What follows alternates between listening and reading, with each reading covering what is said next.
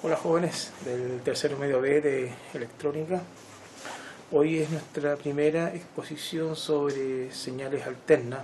Yo les mandé ya el material digitalizado, pero ahora lo que nos corresponde es explicar algunos parámetros que para nosotros son fundamentales para poder, digamos, entender el modo en cómo la señal alterna se comporta, cómo medirla, los efectos que van a tener nuestros proyectos, especialmente en lo que son procesos de amplificación, sensores y otro tipo de circuitos que estamos nosotros en proceso de implementar una vez que pasemos esta unidad. Además, esta unidad está muy asociada a lo que es el condensador de la bobina, cuando ya empecemos a entrar en circuitos RLC. Así que, bueno, esto es una pequeña exposición y más adelante le mando ya el documento con algunas fórmulas, ejercicios y definiciones. Ok.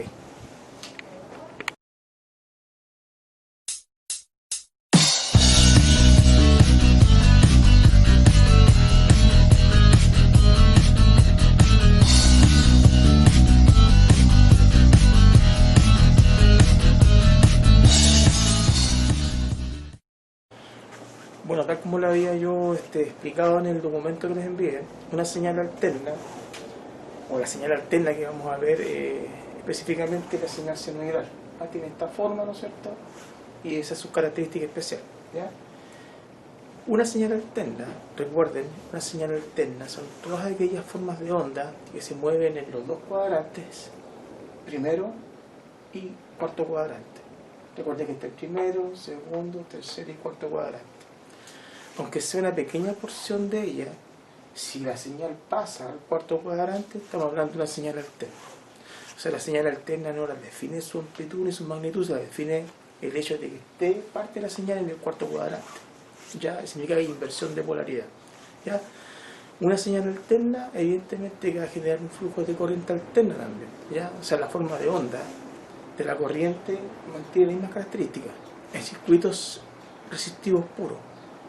Más adelante vamos a ver que cuando integramos condensador y bobina, la corriente ya no va a ser, o sea, va a tener una forma parecida, pero va a estar desfasada, adelantada o atrasada, dependiendo de las características del circuito, ¿de acuerdo? Eso lo vemos más adelante. Y mientras tanto, concentrémonos solamente en esta forma de onda, que puede ser de voltaje o puede ser de corriente.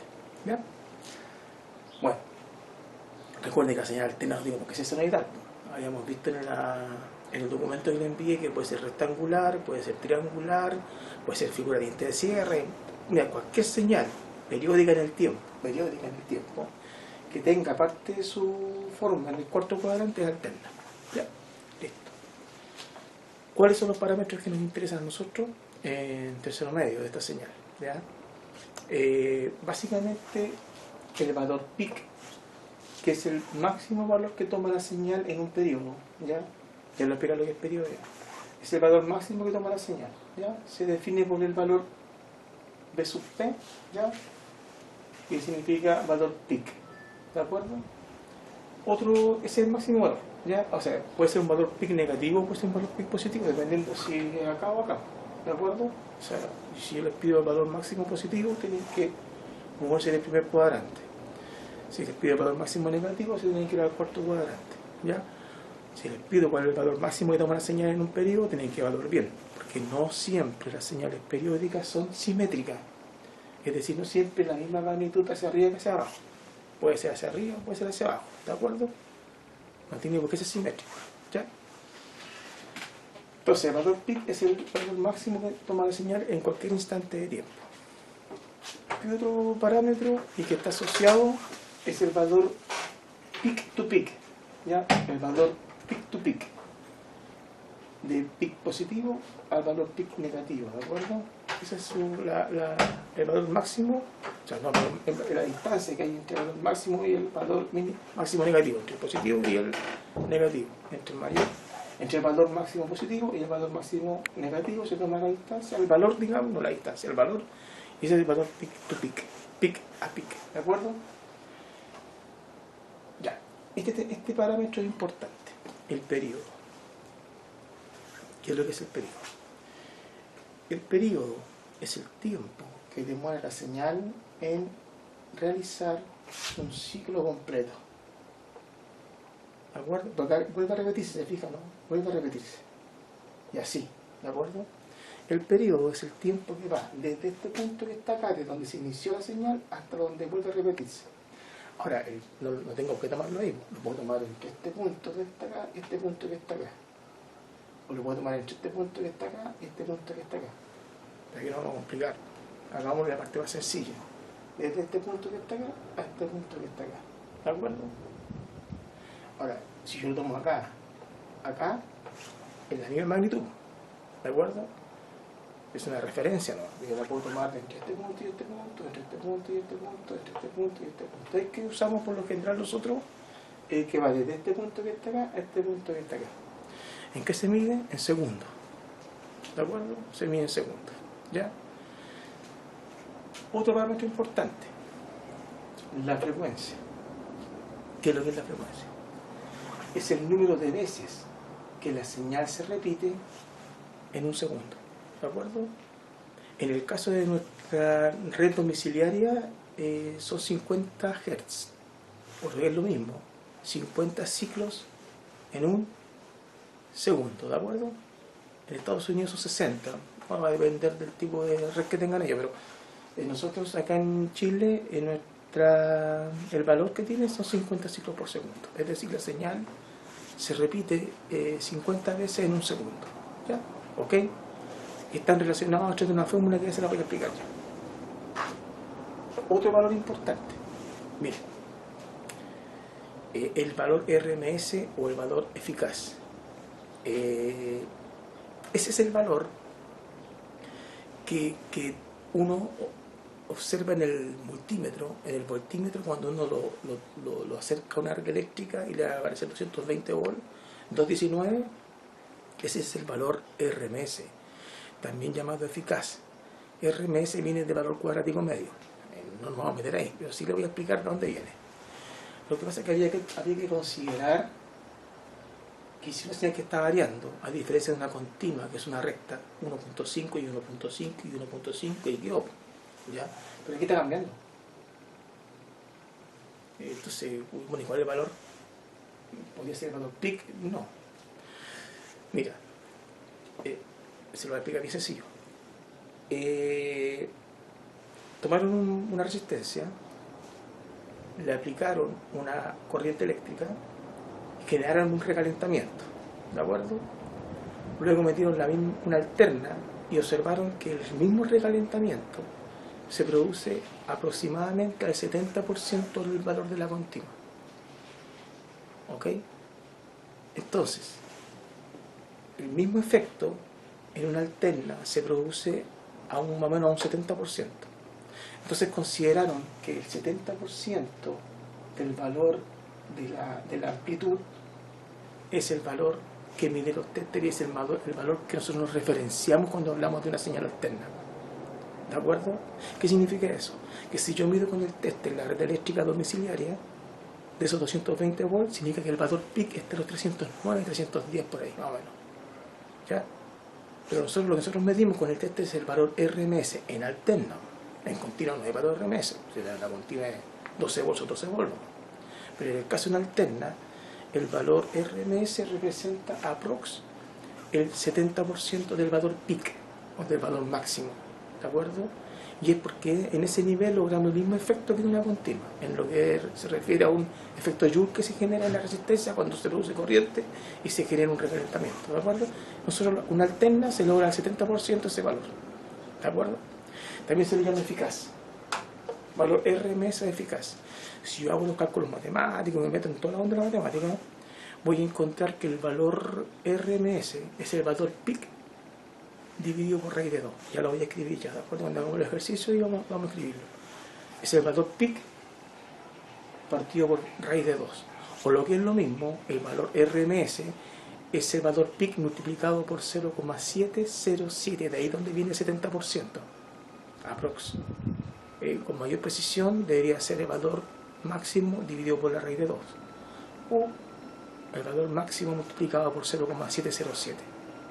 Estamos definiéndolo ahora, ¿ya? Así que no se compliquen todavía, no nos asusten. Ya vamos a entrar ya a la fórmula ya. Otro parámetro para nosotros importante es el valor instantáneo. ¿Qué es lo que es el valor instantáneo? Es el valor que toma la señal en cualquier instante de tiempo.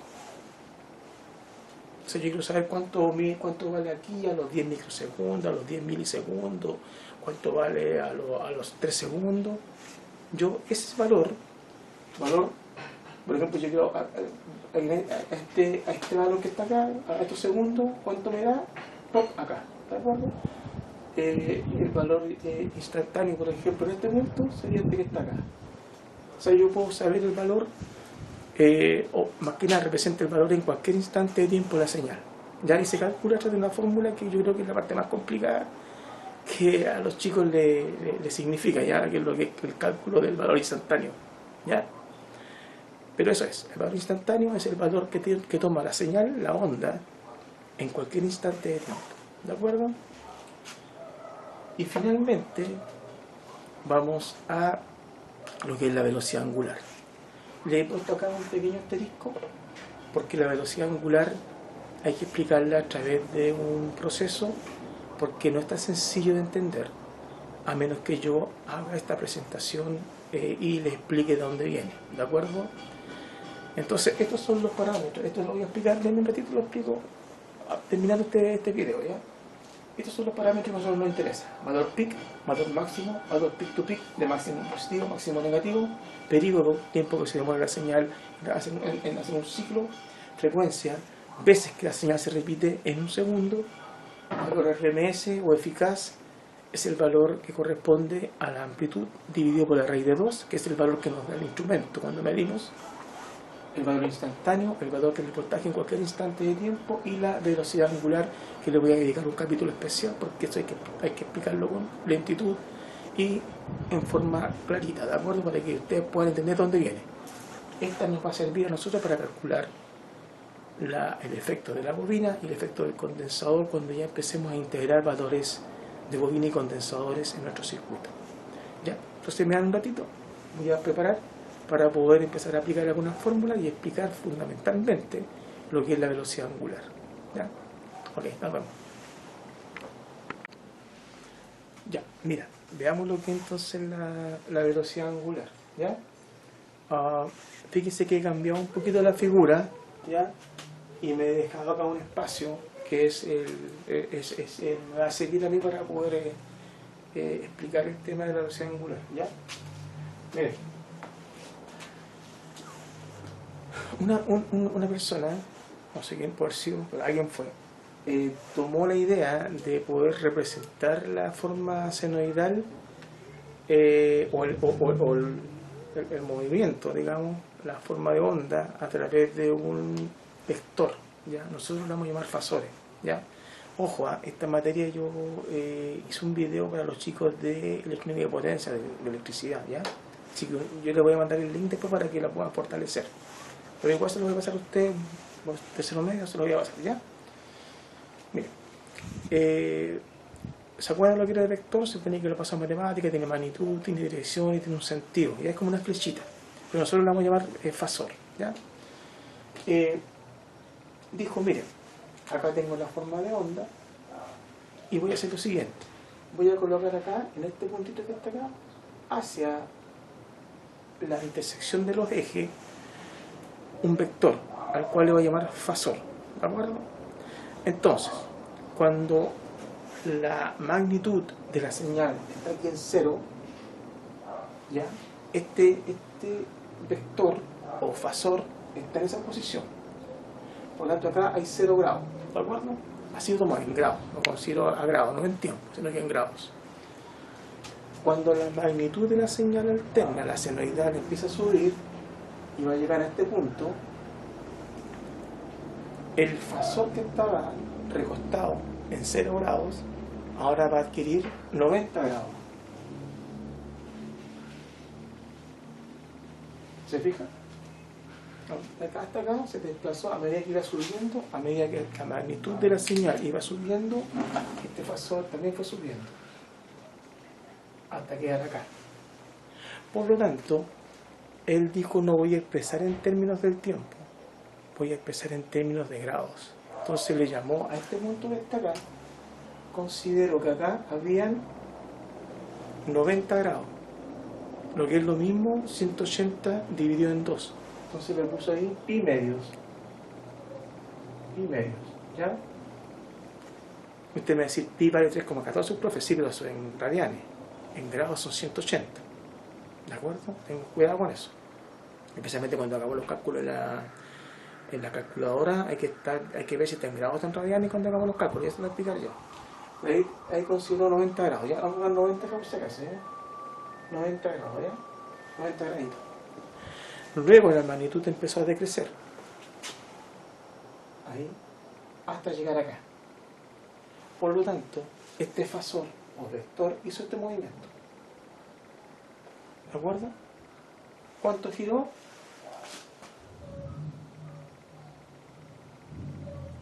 ...180 grados y quedó acá.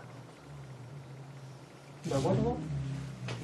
Entonces, a este le llamó pi o 180 grados. ¿De acuerdo? Luego empezó a aumentar su magnitud, pero en sentido inverso. De ahí viene negativo, si no existe la tensión negativa, solamente que cambia la polaridad, ¿no? ¿Ya? Entonces, llegó hasta acá, y ahí, ¿no es cierto? ¿Cuánto tenemos acá? Miren, hasta ahí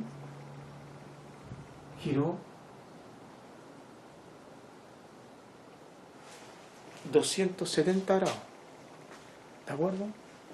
Es igual a 3, vamos a ver acá, 3 por 180 dividido en 2, y acá son 270 grados, ¿de acuerdo? Ahí, ¿de acuerdo?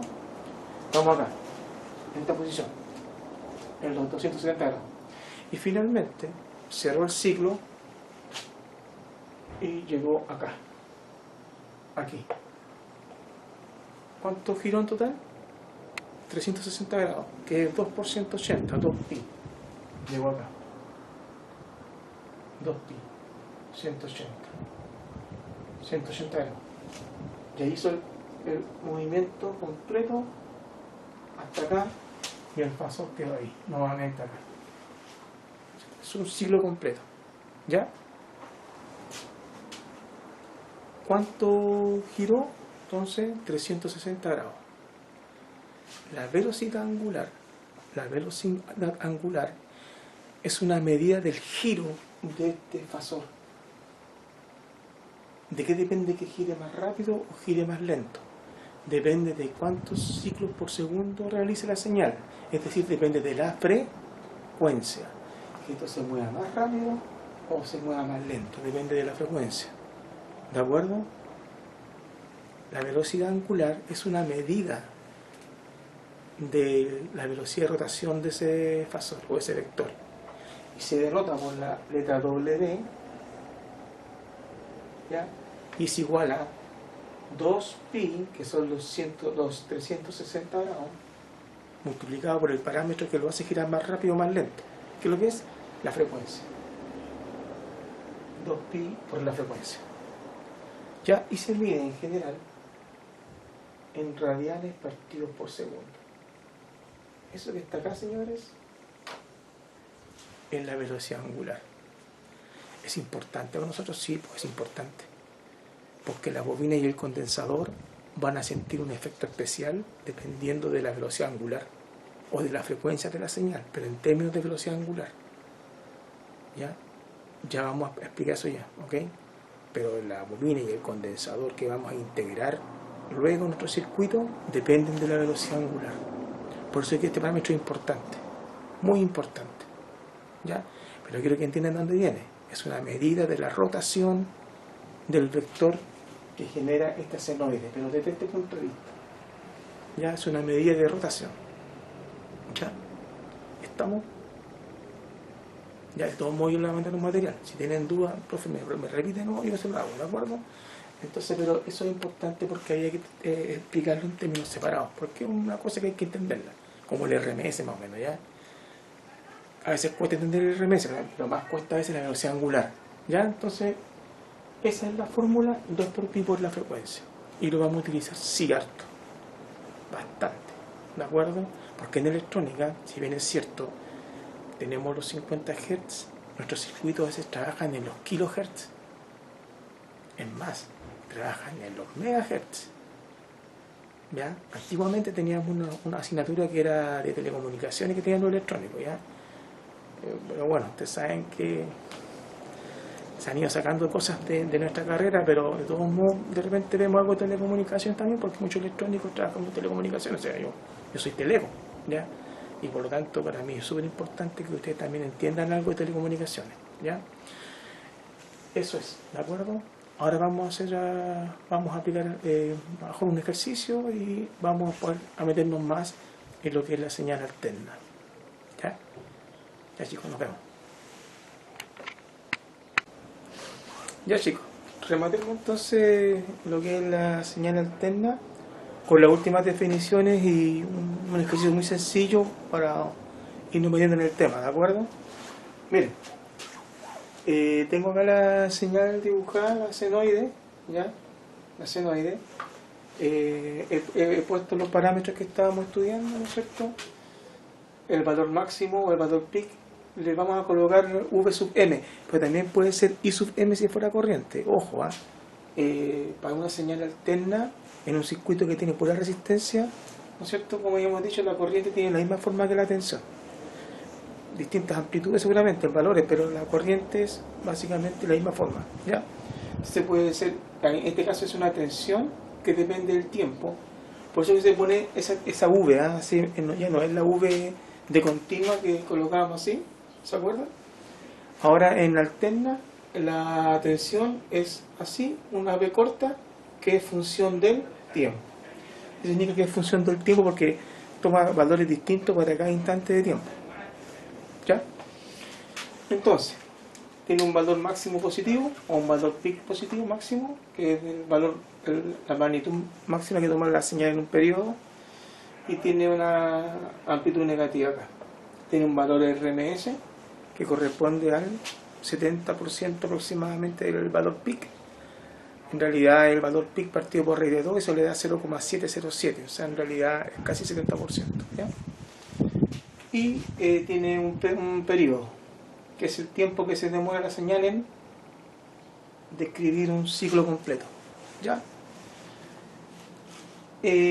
Veamos el tema de la frecuencia. ¿Ya? La frecuencia habíamos dicho que es el número de veces que la señal se repite en un segundo y que está relacionada con el periodo. ¿Cómo se relaciona? Con esta fórmula. ¿Ya? La frecuencia es igual a 1 partido por el periodo. ¿Ya? La frecuencia es 1 partido por el periodo. ¿En qué se mide la frecuencia? En Hertz. En Hertz. Y se abrevia Hz. ¿De acuerdo? Si la frecuencia es 1 partido por el periodo, evidentemente que el periodo es 1 partido por la frecuencia, porque es el inverso. Y el periodo se mide en segundos. ¿De acuerdo? La frecuencia en Hertz, Hz, y el periodo en segundos. ¿De acuerdo? Por otro lado, ya son expresiones más matemáticas, ¿de acuerdo? Por otro lado, el valor RMS, o el valor efectivo, el valor eficaz, el valor cuadrático medio, como se le quiera llamar, es la amplitud máxima, esta amplitud máxima, partido por raíz de 2, que equivale a 0,707 del valor máximo, es decir, el 70,7%, el 70,7%, ¿de acuerdo? 70% más o menos. Bien, y este es el tema importante porque es un tema más o menos complicado. Este que está acá. ¿Ya? El valor instantáneo. Miren, el valor instantáneo es el valor que toma la señal en cualquier instante de tiempo. ¿Ya? En cualquier instante de tiempo. Ojo, ojo. ¿Se acuerdan que estábamos viendo la velocidad angular? La abscisa se puede expresar en tiempo, pero también se puede expresar en grado. Eso es más general, ¿ya? Es decir, acá hay 90, acá hay 180, acá hay 270, acá hay 2pi. O sea, el valor instantáneo lo puedo hacer en cálculos del tiempo, pero también lo puedo hacer en cálculo en términos de los grados. Ambas posibilidades me sirven, ¿ya? En general usamos el tiempo, pero bajo ciertas circunstancias, cuando veamos electrónica de potencia, vamos a ocupar grados, ¿ya? Hay un sistema de control que se llama por ángulos de fase, lo estoy viendo en cuarto yo, ¿ya? Pero ya esto para el próximo año para ustedes. Bien, esto lo vamos a explicar un poquito más, ¿ya? El valor instantáneo, esto, el valor instantáneo. El valor instantáneo, su expresión matemática, es igual a el valor instantáneo para cualquier instante de tiempo, es igual a la amplitud, el valor peak, multiplicado por la función seno. Ojo, esa función está en la calculadora científica, ¿ya? Así que, por eso que aquí tiene acá la función seno. No pasaría para hacer los cálculos, ¿de acuerdo? Entonces, la amplitud multiplicado por la función seno, cuyo argumento, la variable de la función es igual a velocidad angular por el tiempo. ¿Ya? Velocidad angular por el tiempo. Esta es la ecuación.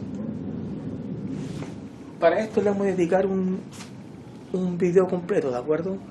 Porque vamos a hacer un ejercicio para que quede bien clarito. Igual yo le voy a mandar material, ¿ya? Entonces, el valor instantáneo va a ser igual a la amplitud de la señal. En algunos casos ponen A sub m de amplitud. Si fuera corriente sería I sub m. Da lo mismo, chiquillos. Ustedes dicen, no, yo pongo amplitud nomás, ya, perfecto.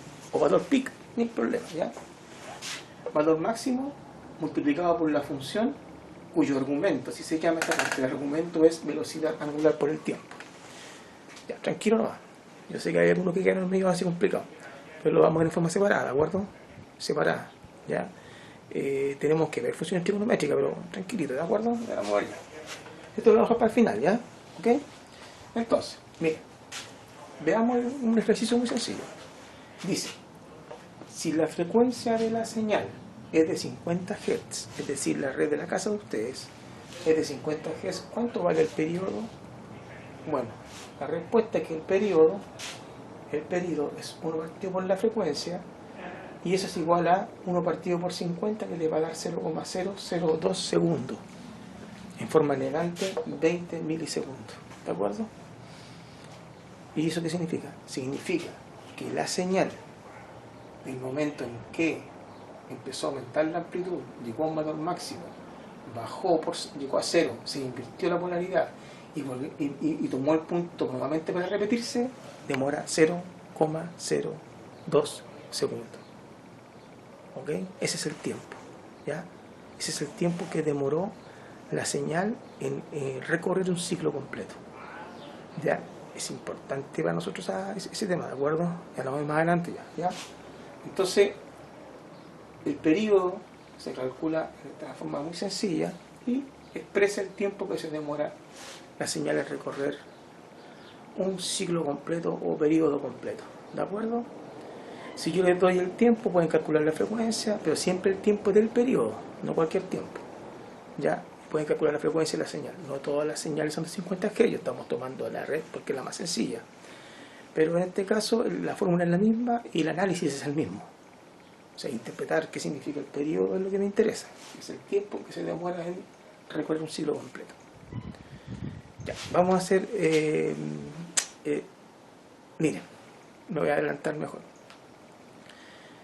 Si yo les pidiera a ustedes, supongamos que esta señal es la red domiciliaria, o sea, el valor RMS, ustedes van a ver con el tester, es de 220 volts. 220 volts, ¿de acuerdo? Y yo les pido a ustedes calcular el valor peak de la señal. ¿Ok? ¿Cómo lo hacemos? Mira, yo sé que el valor RMS es igual a el valor peak, la amplitud, el valor peak, ¿de acuerdo? O el valor máximo, estamos usando la V, ¿ya? O sea, el valor máximo, ¿ya? El valor máximo que toma el voltaje, o la corriente, en este caso el voltaje, dividido por raíz de 2. ¿Ya? Si yo quiero saber la amplitud que tiene esa señal, la señal nuestra de 220 volts, lo que tengo que hacer, ¿no es cierto?, es despejar la amplitud.